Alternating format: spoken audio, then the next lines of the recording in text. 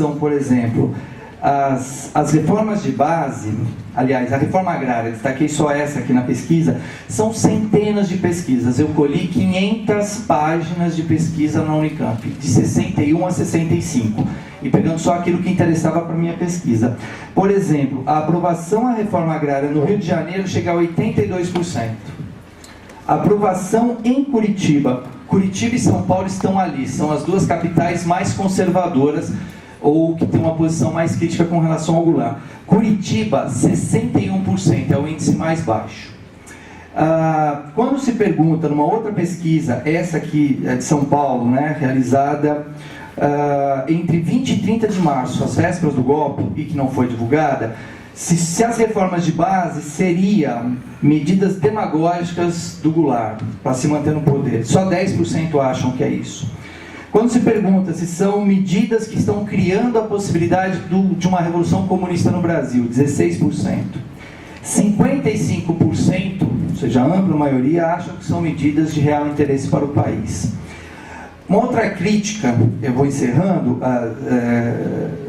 que recai muito sobre o Goulart, é que ele o pedido de estado de sítio em outubro de 63 seria já um indicativo.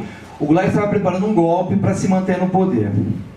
O que, quando eu fiz o meu mestrado, para mim sempre pareceu muita incoerência, porque tudo que eu li, tudo que eu vi é que o Goulart era fraco, frouxo, não viu a hora do mandato dele acabar e ir embora para casa. Que, aliás, é o que o Gaspari, por exemplo, continua reafirmando no livro dele, que é uma contradição atrás da outra, que como que alguém que não viu a hora do mandato acabar e quer ir embora, está articulando para se manter no poder. Bom, mas enfim, caso ele quisesse e tentasse ou reformar a Constituição ou reinterpretar, ele teria, por exemplo, em Recife, 60% dos entrevistados votariam no Goulart. 60%. O pior índice dele é em Belo Horizonte, que 39% votariam. É explicado porque o Juscelino é o candidato e Belo Horizonte tem uma força muito grande. Quando eu pego essas pesquisas sobre intenção ou possibilidade de se votar no Goulart e cruzo com uma outra pesquisa de intenção de voto, o Goulart só teria uma votação menor em Belo Horizonte e em Fortaleza, que aí o Juscelino estaria à frente dele. Mas, na média, ele seria eleito com uma certa tranquilidade, desde que isso se confirmasse nas urnas. Essa pesquisa foi feita e não foi divulgada. Evidentemente, uma pesquisa como essa poderia ser um balde de água fria nos militares e retiraria, mesmo que a imprensa tenha dito o contrário, a legitimidade e a legalidade, inclusive a Folha fala em legalidade, ela diz que não foi um golpe contra a ordem, foi um golpe, foi uma revolução para manter a ordem, não foi um golpe contra a lei. Então uma pesquisa como essa, divulgada naquele momento, retiraria provavelmente a força dos golpistas e esse verniz, pelo menos, de legalidade e legitimidade que os jornais tentaram apresentar aos militares.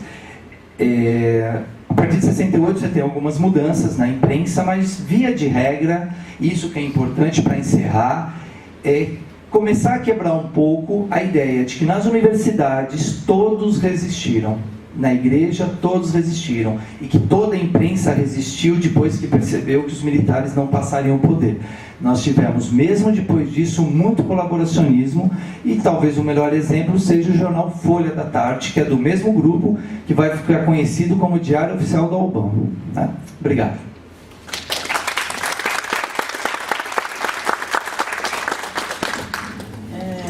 Eu queria colocar para todos que a Soraya, né, que também foi convidada para estar aqui conosco, escreveu na revista, chegou e vai também fazer sua exposição.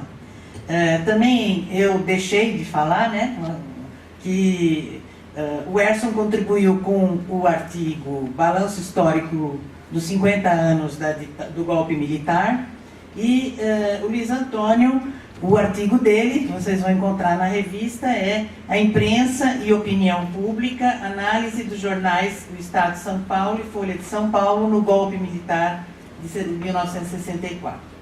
E agora, em seguida, eu vou passar a palavra para a Bia, né, que escreve o artigo, o emblemático ano de 1968, o movimento estudantil e a ditadura militar no Brasil.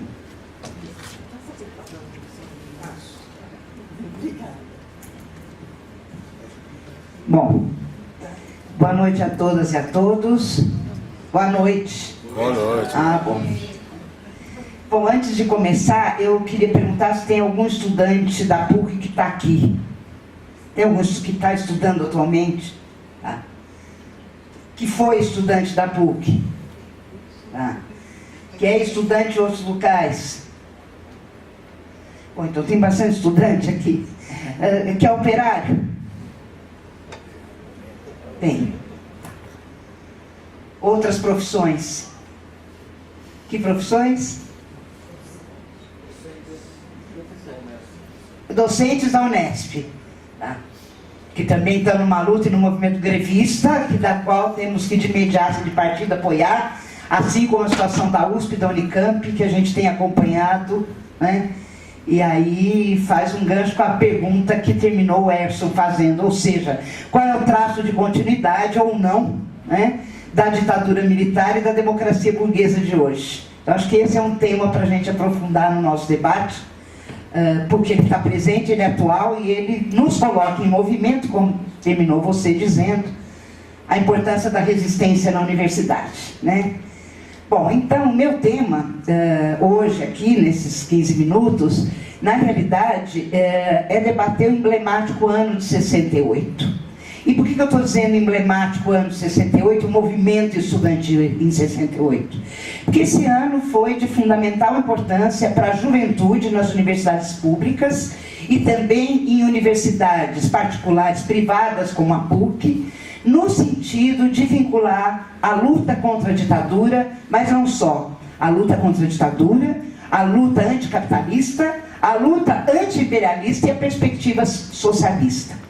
Para a juventude daquele período, e eu sou parte da juventude daquele período, entro na faculdade com 18 anos, na PUC São Paulo, na Escola de Serviço Social da PUC São Paulo, também vou presa com os estudantes em 68 em Biúna, e efetivamente, né, essa nossa geração e a juventude, ela teve uma possibilidade histórica de se vincular aos movimentos e à perspectiva revolucionária. Acho que isso é importante a gente ter claro, né? Então a nossa luta no movimento estudantil era uma luta vinculada às lutas mais gerais do conjunto dos trabalhadores, às lutas mais gerais do movimento operário, né? Onde teve a greve de Contagem Osasco importantíssima, e a gente colocava a questão da solidariedade operária estudantil camponesa, porque sabíamos que o protagonismo histórico, como sabemos até hoje, do ponto de vista da superação da ordem burguesa, da classe organizada em luta e daqueles da qual a força de trabalho é expropriada pela mais-valia, ou seja, pelo trabalho explorado, que é o proletariado. Muitos dizem que no momento atual a classe operária já não existe mais, ao contrário, qualitativamente e quantitativamente ela é muito expressiva, mais expressiva. A questão é de que a crise e o capital contemporâneo vão, com a sua ofensiva sobre o conjunto da classe no mundo do trabalho, na esfera do Estado e da cultura, destruir ainda mais e mais força de trabalho humano, né? Ou seja, a precarização das relações de trabalho, a saúde, não é? As mortes nos acidentes de trabalho se ampliam ferozmente, né? Depois a gente deixa para o debate, mas para dizer que traços de continuidade são esses? Traços de continuidade de um projeto de dominação, de um projeto de exploração, de um projeto do grande capital e do capitalismo no plano internacional, no sentido da sua hegemonia e no sentido de recuperar a queda tendencial das taxas de lucro da grande crise estrutural a partir de 73. Então, a velha consigna, socialismo ou barbárie, da Rosa Luxemburgo, ela permanece atual, e eu sou daquelas que hoje, não mais com 18, mas com 65 anos, continuo entendendo que a vida é curta e que nós temos que, de fato, colocar a nossa força, a nossa militância, a nossa organização num projeto emancipatório, igualitário e libertário. E, portanto, aqui também um fio vermelho nos move, lá e cá. Lá, no movimento estudantil, e na história da humanidade, do papel da juventude na história, de poder estar se aliando aos processos revolucionários. As revoluções socialistas, a perspectiva daquilo que Marx chamou de comum a todos, o comunismo. Comum a todos. Ou seja, indivíduos sociais sem propriedade privada dos meios de produção, sem exploração do homem pelo homem, sem opressão de classe, gênero, etnia, sexualidade, que vamos também estar trabalhando aqui. Então eu diria que esse momento e esse ano, que a gente está chamando de ano emblemático, significou um período, né, de formação política e ideológica de grande parte da juventude que entrava na universidade naquele período. E na PUC São Paulo, não foi diferente. Em 67, ainda no vestibular, no pré-vestibular, e fui aluna da Yara, que agora, recentemente, foi o período, né, de tantos anos de seu assassinato.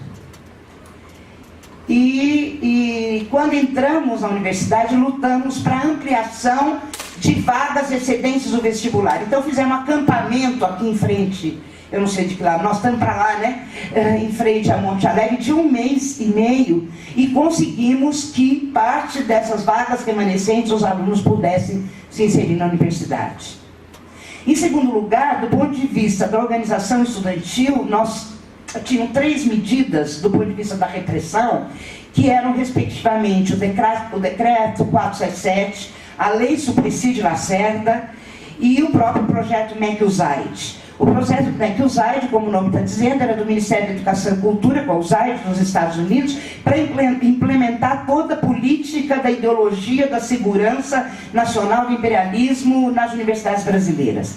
E aí, de norte a sul desse país, nós lutamos contra esse acordo MEC-USAID. E hoje, nós não temos diferença em relação às contra-reformas em curso, que iniciam no governo Fernando Henrique, passam pelo governo Lula e se ampliam no governo Dilma, onde o ensino à distância, a precarização do ensino reúne, né? O reúne como uma forma de precarizar as condições objetivas da universidade pública, a privatização das universidades públicas, as fundações das universidades públicas, o reajuste 0% das universidades estaduais, para lembrar esse movimento em curso, o que coloca, afinal, a serviço de quem está essa universidade, a serviço de quem está a educação. Nós sabemos que uma educação sem classes só vai ocorrer numa sociedade sem classes. Nós sabemos que no capitalismo não há universalização das políticas sociais. Essa é uma ilusão social-democrata, liberal, para criar e colocar uma cortina de fumaça nos trabalhadores que poderiam estar se organizando em luta numa perspectiva histórica e emancipatória. Então essa nossa luta era contra aquela reforma, como hoje lutamos contra reformas do ensino superior em curso no país. De outro lado, os 2 decretos, o Suplicy de Lacerda e 777, diziam que nós não podíamos nos organizar nas nossas entidades livres, centros acadêmicos, DCS. Eram diretórios acadêmicos que deveriam ser porta-voz das festas, das atléticas, mas não da organização autônoma dos movimentos estudantis, do movimento estudantil. E a gente se organizava em grêmios de forma autônoma e fazia política estudantil, vinculada do ponto de vista mais amplo, da luta social, da luta histórica e da perspectiva dos trabalhadores em luta, né? E também a lei Suplicy de Lacerda, que caçava professores, estudantes que militavam nas universidades. Então tivemos muitos estudantes com repressão, expulsos das universidades, assim como professores como Florestan Fernandes, Ottaviani, Paulo Freire, Maurício Strattenberg, Paul Singer, para me lembrar de alguns, se esqueci, depois vocês me lembrem, e que nos anos 70, embora no período da ditadura, aqui na PUC São Paulo, a primeira reitora eleita, na qual o então cardeal Dom Paulo, que não é a mesma coisa, Dom Paulo Evaristo Artes, que não é a mesma coisa que Dom Rodrigo, naquele momento referenda a soberania das urnas, e neste momento o conservadorismo, né, e o autoritarismo se espalha, e na realidade nós estamos vivendo uma situação em que a terceira e última colocada nas urnas foi a a candidata referendada para estar na universidade, na PUC, né? Ou seja, o que eu quero mostrar é que em pleno período de resistência e ditadura, como é que a gente, no interior das universidades, avançou, discutiu, debateu, e a repressão, claro, veio forte, fomos presos, torturados, depois o período de chumbo maior, depois dos anos 70, que a gente pode trabalhar no debate, mas eu estou mostrando as próprias contradições no interior dessa universidade, uma vez que, como estudante, eu estou trazendo para esse debate essa discussão, né? Então, o que eu queria, e aí me faltam 5 minutos, né, mostrar, é que naquele período também nós tínhamos na PUC o DCE livre da PUC, que era o Diretório Central de Estudantes, que não foi um organismo superestrutural, ao contrário, ele foi fruto das lutas, né, estudantis no período. Também ocupamos a reitoria em 1968 contra a reforma do ensino superior que estava sendo gestada, a exemplo do Acordo McUsaid no interior da PUC, né? E quando fomos presos e que a ditadura vinha para as diretoras, coordenadores de curso, pedindo os nossos nomes, onde, enfim, o que fazíamos, etc, etc, elas diziam, somos aqui, temos autonomia na universidade, e não delatamos e não damos nome de estudante algum. Muito diferentemente do que foi a gestão Maura Feras aqui, eleita pela comunidade na PUC São Paulo, que fez com que a polícia apoiou, juntamente com a fundação, com a intervenção da Igreja do Setor Retrógrado, que fez com que os estudantes entrassem em sindicância e a polícia reprimiu aqui por ocasião dos anos 2005, onde começa uma demissão massiva de professores, funcionários aqui na universidade, né? Então, concluindo, eu penso que naquele período, eu vou concluir mesmo, porque meu tempo está acabando, também a gente esteve muito colado no movimento cultural do período. Então, Feira Paulista de Opinião, Roda Viva, né? Quando Roda Viva e o grupo do CCC foi lá, imediatamente nós fomos lá para o teatro, que a peça era, naquele momento, o texto do Chico Buarque, e quem era o diretor era o Zé Celso Martins Correia, ninguém mais, ninguém menos que, mais uma vez, aqui na PUC, 3 professores da filosofia, não é? Aos modos do período da Inquisição do século XIII, são condenados porque estiveram num debate cultural nessa universidade. Tudo isso para dizer que os traços de continuidade e que a burguesia, ela não vai abrir mão do seu projeto. Ela não abre mão do seu projeto. E nós estamos vivendo um período hoje de um retrocesso no sentido de criminalização dos movimentos sociais. Nós temos visto as prisões, nós temos visto de que maneira, semana retrasada, um aluno mesmo aqui nosso da PUC, Murilo, foi preso numa das mobilizações e cujo aparato existente no setor da Secretaria de Segurança são os mesmos do período da ditadura militar. Então, nós não podemos nos calar, nós não podemos deixar de continuar e lutar.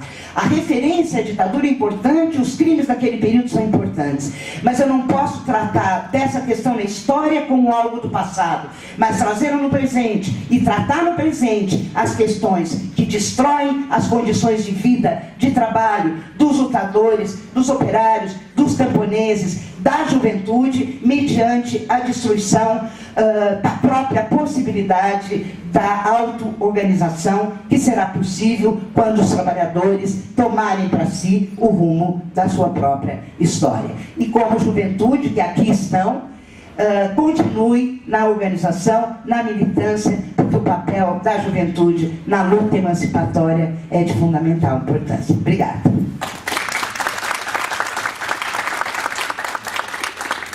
Eu agora vou passar a palavra para Gislene de Lacerda, né, que contribuiu também com um artigo sobre o movimento estudantil e a transição democrática brasileira. Boa noite a todos e todas aqui presentes. Claro que não posso começar a minha fala sem primeiro agradecer, né, à ProPUC por essa oportunidade de estar vinculando o meu trabalho junto a pessoas tão renomadas e competentes para poder discutir esse tema e no qual tento contribuir um pouco aí com as minhas pesquisas. Então fica aí o meu agradecimento por essa oportunidade e também um agradecimento especial por trazer à tona, né, a PUC trazer à tona, através da Associação dos Professores, uma associação que tem um histórico de luta, né, e de uma universidade que também tem um histórico de luta e que dialoga, né, que está presente aqui no meu trabalho, na minha pesquisa, sem dúvidas, nesse momento onde a gente retoma aí os 50 anos do golpe civil-militar e onde a discussão sobre a ditadura militar está aí presente na sociedade, né? É um posicionamento da associação, é uma forma de trazer esse tema à tona, é uma forma de debater academicamente e de debater também aí com as nossas gerações que estão tomando conhecimento desse fato, né? Que ainda, por mais que nos pareça tão conhecido e tão divulgado, ainda está com o início dos seus debates, né? Ainda temos muito por pesquisar, ainda temos muitos arquivos por conhecer, muitos documentos para abrir e muita história ainda para ser debatida sobre esses anos de ditadura que vivemos no Brasil. E, bom, no meu trabalho, que discuto também a questão do movimento estudantil, dialogando um pouco aí com o que a Bia já nos trouxe, mas pegando um período posterior, que é o período da transição democrática brasileira, né? Sem dúvidas, acho que uma questão principal que dialogo com a Bia, como ela já colocou muito bem, o papel dos jovens, né, e o papel dos estudantes ao longo da história, né? Eles fizeram em muitos momentos o avançar da história, mesmo acusados muitas vezes de inconsequências, né, de imaturidade frente às suas ações. Sem dúvidas, os momentos mais cruciais da história do Brasil, a organização estudantil esteve presente, né? Desde a campanha contra o Estado Novo, a luta pelo petróleo é nosso, o apoio às reformas de base do João Goulart, a luta, né, contra a ditadura militar na sua resistência no auge dos anos 60, a luta pela transição democrática, seja a questão do impeachment do Collor, né, os caras pintados, até as ações mais recentes que temos hoje aí, tão marcadas pela ação do movimento estudantil.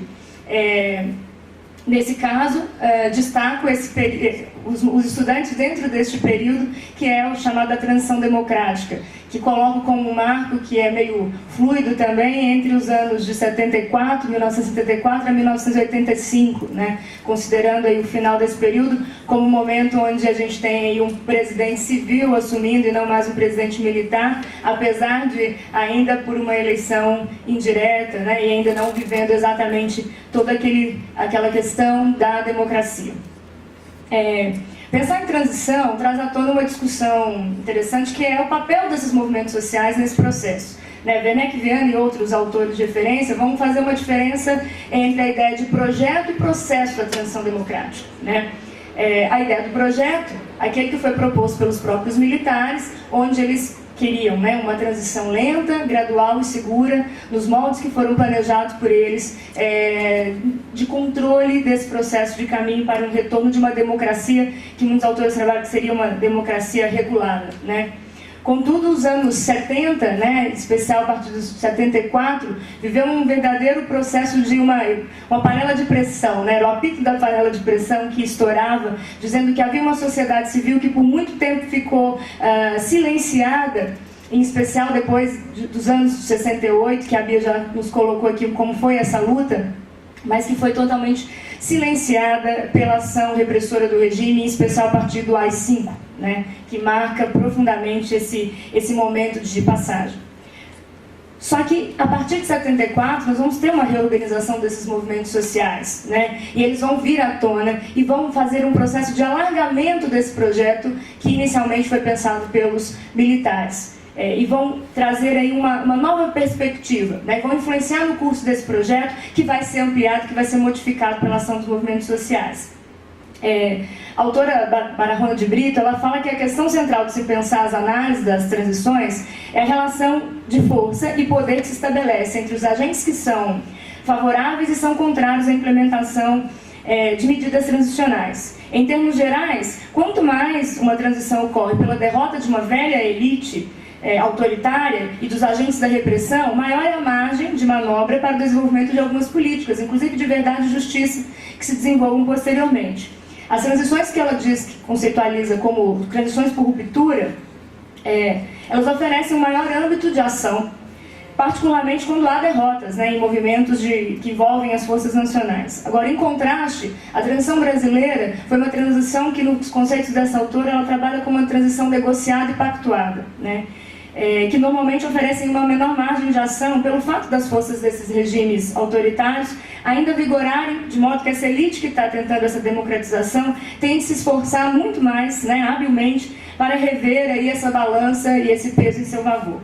Contudo, mesmo na ideia dessa transição pactuada, que por muito tempo levou também que esse período de chamada transição democrática ficasse silenciado nas discussões sobre a transição democrática, sobre a ditadura militar, né? Que essa transição não fosse trazida à tona como um movimento em especial, mas que ganha destaque normalmente nos anos de 68, com o auge da luta política e de resistência que uma geração teve. O que eu quero trazer aqui é nessa perspectiva da autora, que mesmo que estejamos falando de uma transição pactuada, que gerou na memória marcas, né, de uma memória frustrada, essa geração dos anos 70, início dos anos 80, essa geração que eu chamo de geração da transição democrática, ela conseguiu atuar de forma a estender os limites que eram propostos inicialmente pelo regime para o chamado processo de transição democrática, tá? E não seria uma luta, na verdade, uma luta de enfrentamento, né? Não seria uma campanha, essencialmente, aí, contra os militares, ao contrário. Seria uma luta de resistência com bandeiras que atendessem a todos os anseios da sociedade. A nova tática se expressava numa plataforma de lutas pelas liberdades democráticas, essa era a grande palavra de ordem. Pela liberdade de organização, pela liberdade de expressão, pela liberdade de manifestação política, contra a tortura, contra as prisões arbitrárias, contra a censura, pelo restabelecimento dos partidos políticos, pelo restabelecimento da implantação da anistia, pelas eleições diretas. Tudo isso estava em torno dessa pauta que foi levada pela sociedade civil, em especial aí, pelos movimentos sociais a partir de 74. Nesse caso, trago o movimento estudantil para esse debate, porque vejo o movimento estudantil como um dos primeiros movimentos sociais a conseguir se reorganizar e a tomar as ruas novamente desde os 68, do qual foi silenciado.